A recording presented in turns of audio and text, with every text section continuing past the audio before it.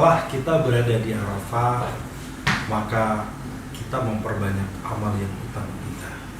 Satu hari Arafah ini tidak terbanding dengan hari-hari yang lain. Kenapa?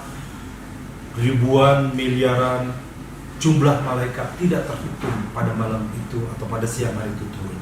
Dan waktunya sebentar, hanya dari ba'da zawal atau ba'da zuhur sampai menjelang maghrib saja. Ini waktu yang sangat luar biasa. Sekali lagi, bagi para jemaah haji ini menjadi sangat penting, karena inilah saat Allah melantik para jemaah menjadi seorang haji yang mabrur, haji yang mabrur. Lalu pada tanggal 10-nya para jemaah berangkat lagi meninggalkan Arafah. Kemana? 10 malam, maghrib itu sudah masuk malam ke-10 dalam hitungan Hijriah, maka akan menuju ke Muzdalifah. Apa kata Muzdalifah? Muzdalifah dan diambil dari kata izdalafah. Artinya sama dengan izdalam, tergelincir. Dalam Al-Quran, fa'azallahuma syaitanu anha fa'akhrajahuma mimma kana fi. Ingat ketika Allah berfirman dalam Quran, saat itu menceritakan fa'azallahuma syaitanu, setan menggelincirkan Adam dan Hawa sehingga keluar dari surga itu keduanya. Nah, sehingga apa yang kita lakukan ketika para jemaah haji sampai di Muzdalifah ini, maka Muzdalifah pun sama, seorang jemaah haji melakukan kontemplasi, perenungan, muhasabah diri. Ketergelinciran apa yang dilakukan dalam hidup.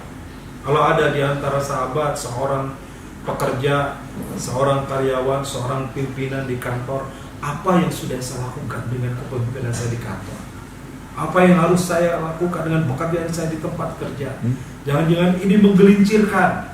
Banyak yang tergelincir, ngambil harta yang bukan haknya, memanipulasi data, melakukan korupsi, melakukan nepotisme, sehingga ketergelinciran itu direnungkan, dievaluasi, dimuhasabah diri untuk kemudian nanti diperbaiki dalam kehidupan kita selanjutnya.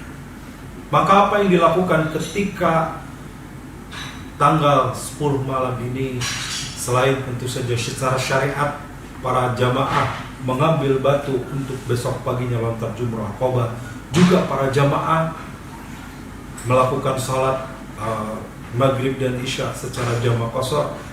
Yang terpenting adalah perbanyak tobat. Bagaimana tidak, setelah dihapus dosa, setelah diangkat dan dilantik, maka evaluasi diri kemudian adalah bertobat, menghapus dosa-dosa yang kita lakukan sebelumnya, yang kita ingat dari mulai balik sampai saat berhaji saat itu. Malam 10 adalah malam bagaimana seseorang melakukan evaluasi dan bertobat kembali. Izdalafah, mabit di Muzdalifah. Yang kedua, ada hikmah dari Muzdalifah ini ketika kita bergelimpangan di tempat yang sangat luas dan tidak ada bangunan apapun. Lain halnya ketika di Arafah ada tenda, di Mina ada tenda, di Muzdalifah tidak ada. Apa yang kita lihat hanya langit, bintang yang kita saksikan, dan ini gambaran kelak di hadapan Allah kita akan dikumpulkan bergelimpangan manusia dengan amalnya masing-masing, tanpa membawa segala aksesoris dunia.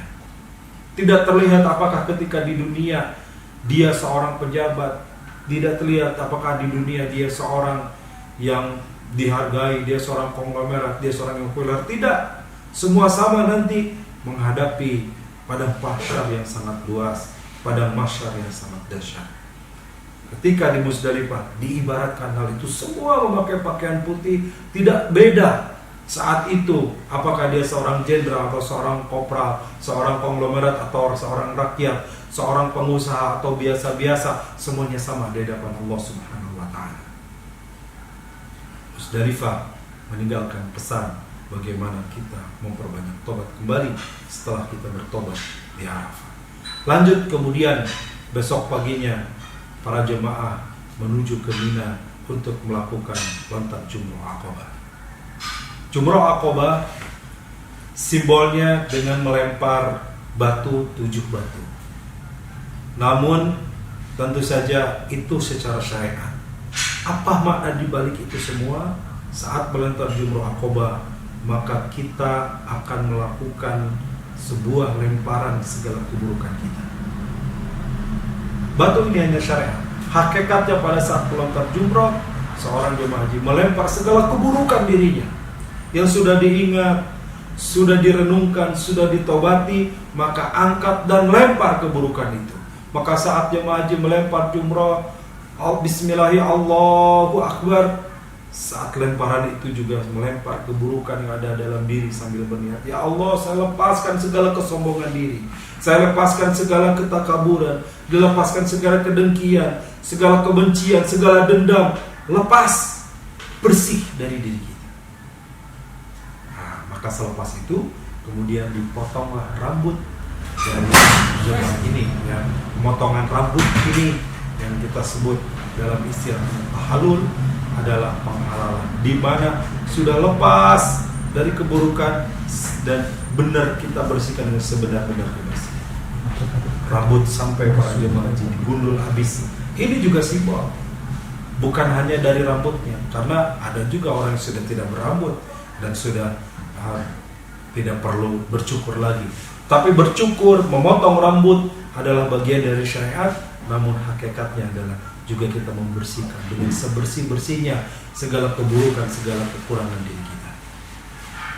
Sahabat sekalian, prosesi ini kemudian berakhir nanti dengan melempar 3 jumroh Aqobah.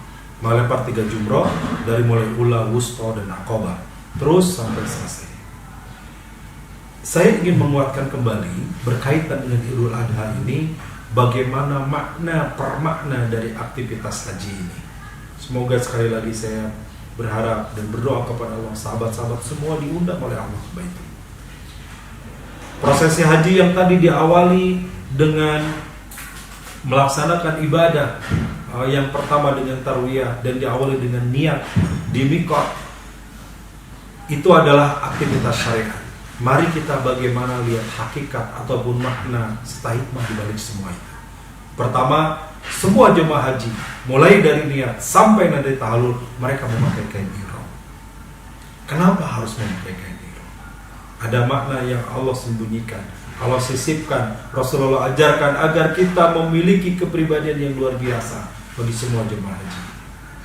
Apa makna dari kain ihram kita? Satu, kain ihram ini mengajarkan kepada kita kesederhanaan, menghilangkan strata sosial, menghilangkan mana pejabat, mana rakyat, mana orang yang punya jabatan, mana orang yang biasa, mana orang yang dia dihormati secara duniawi, mana orang yang biasa-biasa. Semuanya sama karena memakai pakaian yang sama dengan warna yang sama. Itu pun kembali seperti itulah gambaran nanti di akhirat yang akan menyertai kita, yang akan mendampingi kita, bukan harta dan jabatan kita, bukan kedudukan dan kehormatan kita, bukan anak dan keluarga kita, tetapi yang hormati kita, yang menyelamatkan kita adalah inna akramakum indallahi ketakwaan diri kita.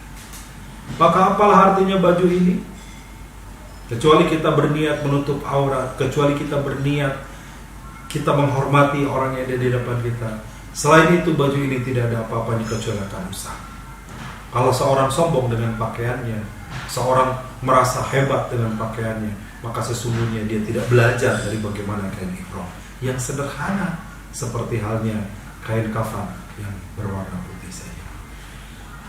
Yang kedua dari kain ihram ini, seperti saya sampaikan tadi, bagi seorang muslim menjadi pelajaran kalau pulang kepada Allah, selain tidak memakai apa-apa, pakaiannya hanya sederhana 2 helai kain saja.